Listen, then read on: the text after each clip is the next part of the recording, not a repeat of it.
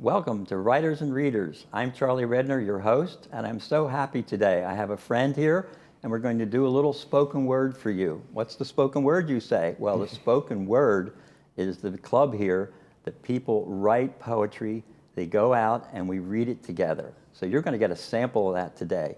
I'm very fortunate to have with me William Scott Galasso. Hi. Say hi to everybody. Hi, everyone. He's been a member of, 7 years? 7 years now, yeah. I would guess 7 years. The club is what? 9 years, it'll be 10 next year. Be 10 next year. Yeah. Thea Iberol and I started that club right from the Writers Club, which is no longer in the village, but it's an offshoot of the Writers Club, and we decided we needed our own space for poets. So Tell me, how did you get into poetry, Scott? I got into it actually when I was about in 8th grade, and it was a fluke kind of thing. I was at the beach all day Saturday. I had a boring assignment on Sunday that I didn't really want to do because all I could think about was being at the beach. So as a result of that, I started writing about my experience at the beach, and that was in 8th grade and I haven't stopped. Wow. So now I have been writing for 60 years. So you wrote something about the beach, which ended up being a piece of poetry. It ended up being a poem. And you had to read that. And then I just kept writing poetry. Well, I'm rather new to poetry. I'll let everybody know. I went to a writers' conference over in Tucson where I used to live, and I had written a novel. So I was at this club. I was going to this affair to find an agent. Well, I found an agent. And as soon as I found an agent, we were supposed to go to dinner, and the guy was a poet. And I said, I don't want to see any poet. I really got to finish this novel. I've got an agent that wants it. Yeah. And he says, no, hang around for a while. You might like this guy. Well, it was Taylor Molly. Oh, okay. Performance poet. Sure. He knocked me off my chair. I got up from that, and I haven't stopped writing poetry then. That was 8 years ago. Yep. So that's my story, how I got into it. Now, you have a specialty. You do haikus and offshoots of haiku. Tell us about that. What's different about it? Okay, well, the first 20 years I just wrote freeform poetry. And then actually I had moved from California and moved up to Seattle. And I was actually just looking for a writer's group. It wasn't specifically haiku, because I didn't know anything about it. Right. But I went to the writers group meeting and found out it was haiku. And there was a very good haiku writer. She was also a painter named Francine Poirad, and a publisher. Okay. And so I got introduced to haiku by her, and then it was the same type of thing. Once I started writing them, I felt compelled to just keep doing it. Okay, now tell our audience exactly what is a haiku. Okay, a haiku is actually from the Japanese, and basically it's poetry of the moment, or poetry that can be said in one breath. Okay. It's very short. And I've had some people say, well, what can you say in 3 lines? Well, I'm going to give you some examples. I'll read some for you. Haiku is basically had been nature-based. You know, it's a relationship of the writer with what he or she sees in nature. Okay. But it came from previous offshoots called waka, which were a little bit longer. And then they became haiku. And from haiku, there are offshoots. One of them is senryu. Now, senryu is like haiku in its brevity, but it's more about human relationships, and it leaves more room for humor, although that doesn't mean they're all humorous pieces. Well, let me ask you this then. There's 2 sides to that story of 575. Yeah. You either subscribe to it or you don't, and I think people get very upset about it if you don't. Okay, well, let me explain what that was all about. When the English first went over and got introduced to Japanese culture, they became interested in the literature as the Japanese became interested in English literature and European literature. But their interpretation was based on what they felt was the nearest equivalent. Okay, so 575 was the English interpretation of the Japanese onji system. But here's where the boogaboo came. The Japanese onji, their sound system is much shorter. So 575, while it was a scholar's way of translating, Right. doesn't really work out In English. in English in the same way Right. it does in Japanese. Now, you're not talking about just translating some Japanese into English and trying to keep that 575. You're talking about if you write it originally, you try to do the 575? That was the interpretation, because again, it came from a few English scholars who that was their interpretation. I gotcha. So what happened, and this is something that most people don't know and probably should know. Yes. In 1995, there was a Matsuyama conference. Part of that was about the Japanese explaining to the other peoples of the world what the significance was of their poetry as they understood it. Okay. Because part of what they said was, your poetry, your 575 is too long for us. But what they also said was that brevity is important. Sure. Some relationship to nature and man is important. Okay. Capturing the moment, the now moment, or the aha moment, that's important. Okay. But the syllabic count doesn't really matter. work for us No. that way. So what they said was, keep your own cultural reference that way, and you could still write it, 575. Right. But if you really want to get closer to the Japanese, you won't write them so long. Okay. So those people that knew about the Matsuyama conference and what was said there understand that that wasn't the end-all, be-all. What year was that, do you think? 1995. Okay. So relatively, that's 25 years ago. Yeah. But a lot of people do not know about that. Yeah.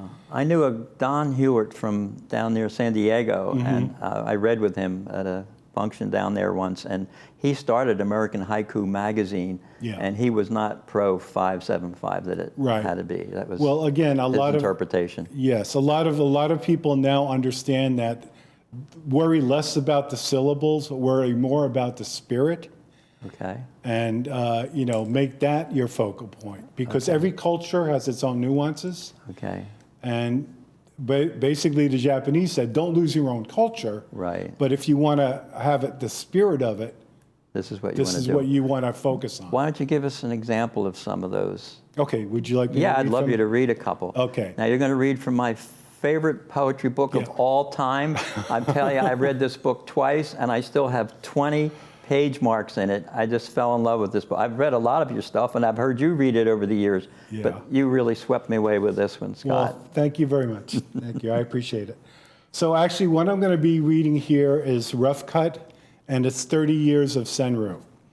Aha. So even though it's a moment that we're talking about, it's 30 years of moments. So there's a lot more to what's being said. Okay, these aren't haikus, these are senryu. These are Senryu, but Okay. they're like haiku's cousin. They're gonna only they're sound- about people rather than nature. If we're only listening and not seeing the lines, Right. we're probably not going to pick up on it. Okay. Well, I'll read a few, and we'll see how you like them. Okay. So this first one is eyeing the tote board, the TV evangelist promising miracles.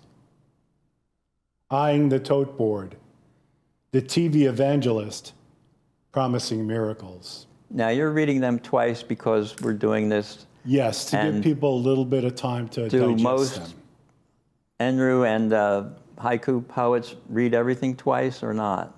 They do it when they want to make sure people have time to digest it. Yeah.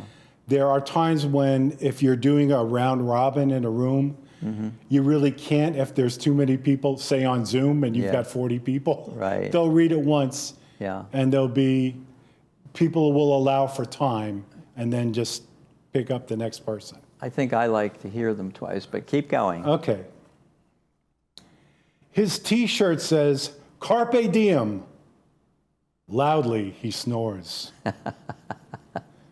His T-shirt says, "Carpe diem." Loudly, he snores. Recession. Dressing for work, I tighten my belt. Recession. Dressing for work, I tighten my belt. Bluesman song, as if he lived every note. Bluesman song, as if he lived every note.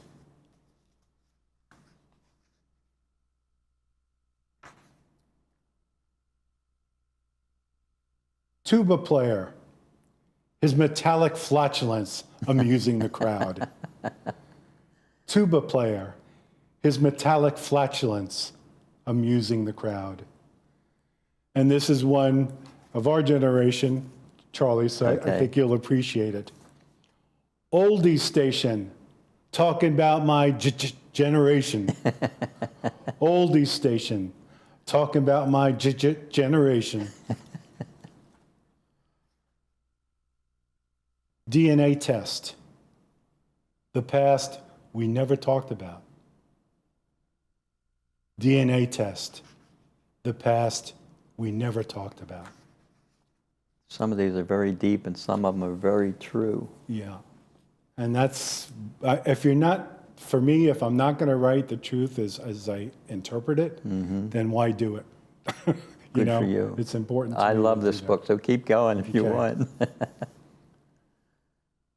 He blames her for hurting his hand on her jaw. He blames her for hurting his hand on her jaw. In a shop window, the glare of an old sourpuss walking beside me. In a shop window, the glare of an old sourpuss walking beside me. Speak to me of joy. In her passing, I have forgotten it. Speak to me of joy.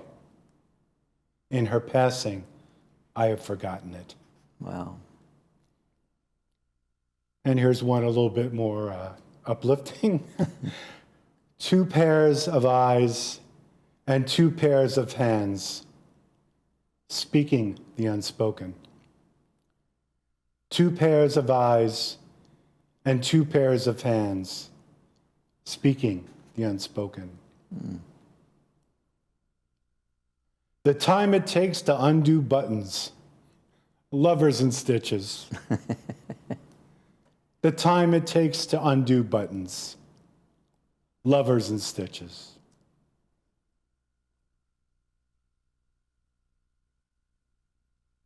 She's using the tone of voice I'd hate if I could hear it. She's using the tone of voice I'd hate if I could hear it.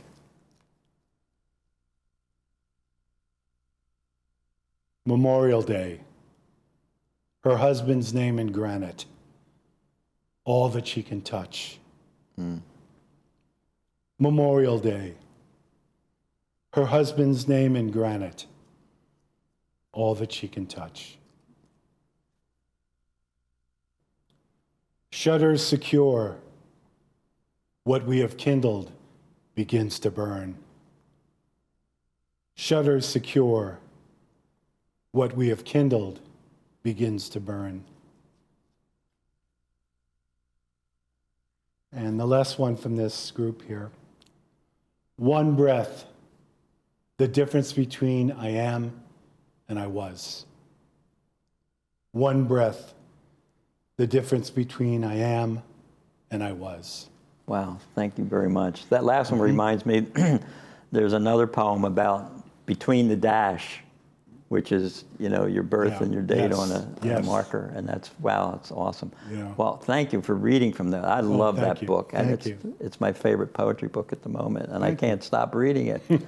Now, Appreciate it. You've been writing freestyle. You write any long versions that rhyme, or you don't bother with rhyme? I, on rare occasions, do use rhyme.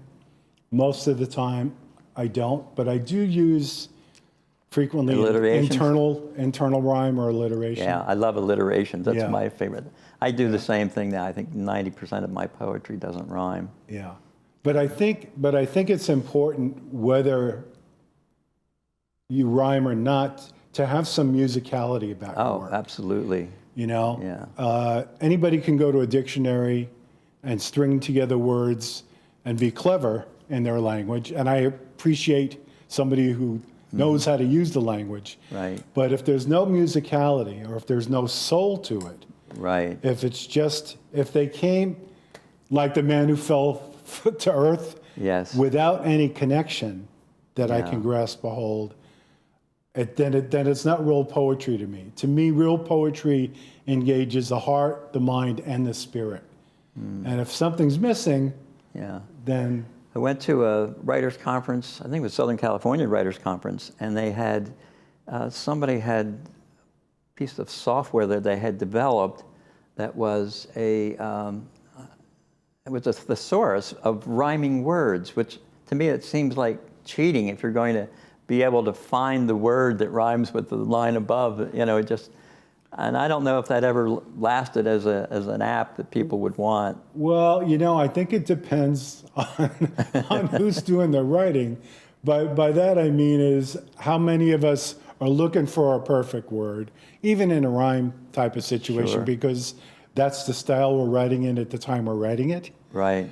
Who won't pick up a thesaurus and say, well, you know, maybe something Yeah. in there. So I guess the question is then, is the person who's using the thesaurus cheating, or is the Yeah. person who's using the software cheating, or should you just have to work this out on your own somehow? Yeah, it doesn't So- matter once the work's out there. It Right, belongs once to the it's out, world. yeah, I think as long as you're true and honest about what you're trying to do, you know, Yeah. your intent Right. is to be real, then I think you can give yourself a little leeway.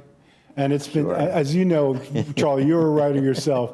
They say amateurs will borrow, Right. and professionals will steal. That's right. I have Because we all learn from each other. yeah. You know, No, it's we all true. learn what came before us and Yeah. what's going on now. I have a question. I've Yeah. run into this issue. I even wrote a poem about it. When do you make an end? When are you satisfied, especially a longer version poem, that you've written the best you can write it and you're done with it and you leave it there? Or instead of going a week later and going back, well, maybe if I change this word or if I add a sentence here. That's a good one, because there's some very famous poets, as we know, never stopped editing them, even if they were anthologized and they won Right. awards. Okay. If they felt they could do it better, they kept at it. But having said that, I was asked that question actually by a grade school kid Okay. who was asking me about poetry because I was giving a workshop. Right.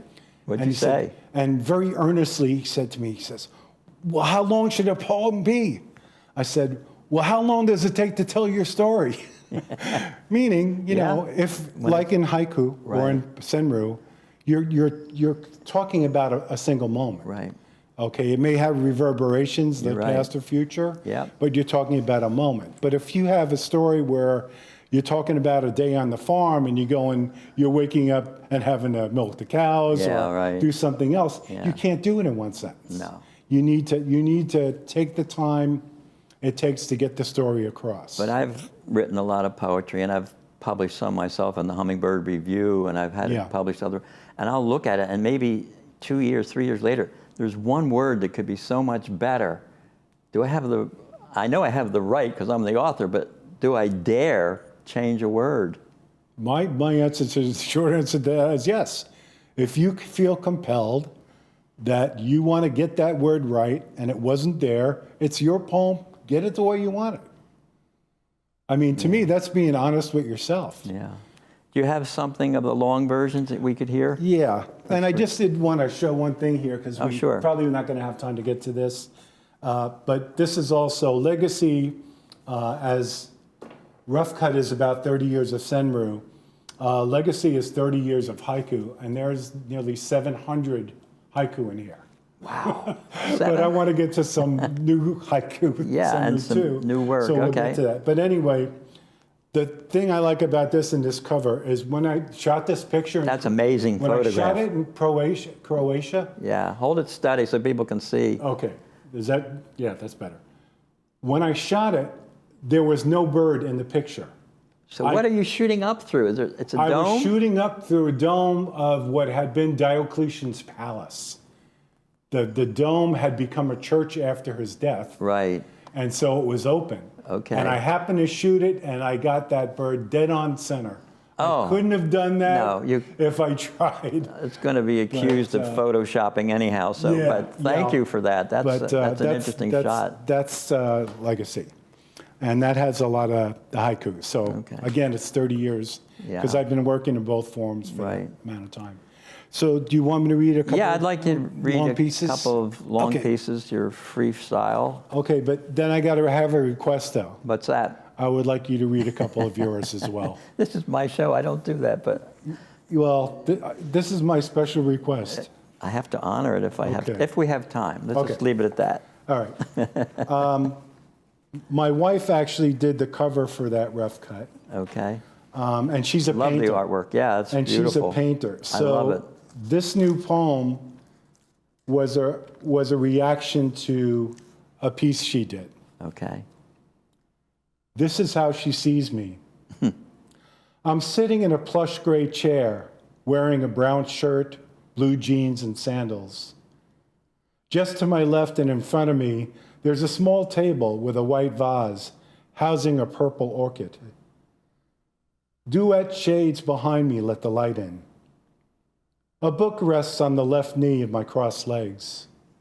Maybe it's Haydn's At the Great Door of Morning, or Ida Lemone's The Hurting Kind, or Doer's Cloud Cuckoo Land. Whatever gem it is, I'm engaged. My goatee points down, yet there's a subtle smile on my lips and dimples on my cheeks.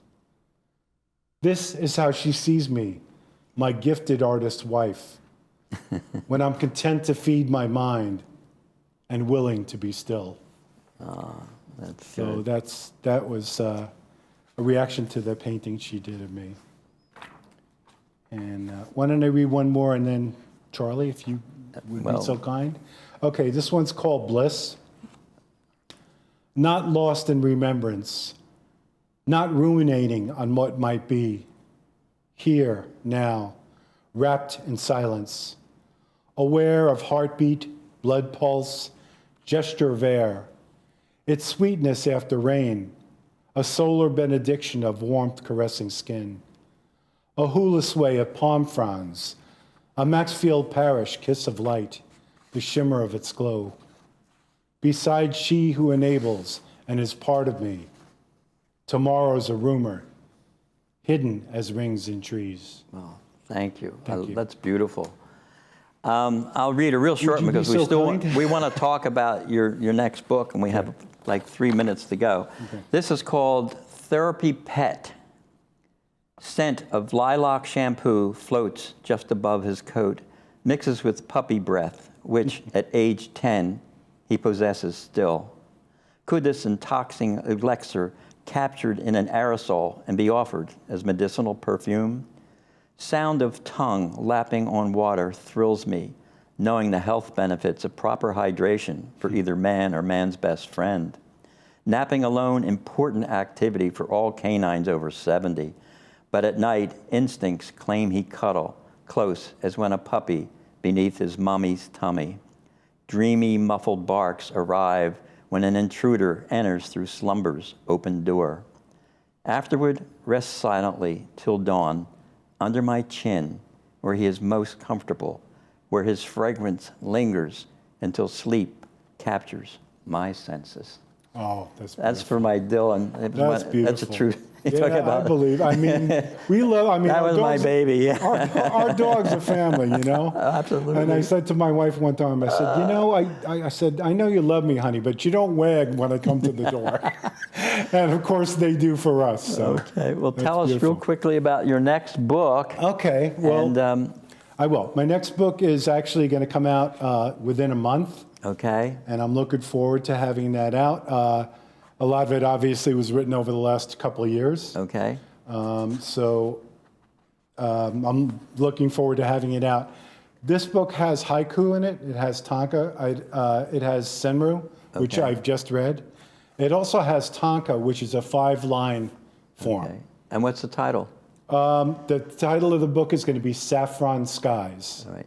We're going to have to close. Are all your books available on Amazon, or is there someplace Yes, else that we can get in your Amazon, books? yeah. That's the best place to go? Yeah, and the new one, like I said, will be out within 3 weeks. God, we needed 2 hours for just the two of us. There was a lot more questions, and I wanted to talk more about poetry and how it works for you and so forth, but we got to go. Well, I got to thank you for coming on. I haven't had so much fun in such a long time. Well, that's Thank great. you very I'm much. glad you enjoyed it. Oh, I really, really did. Okay, well, we'll get to the other one next time. Okay. Okay. And for all you watching, catch us at 10:30, TV6, same time, same place, every Monday. See you around. Take care.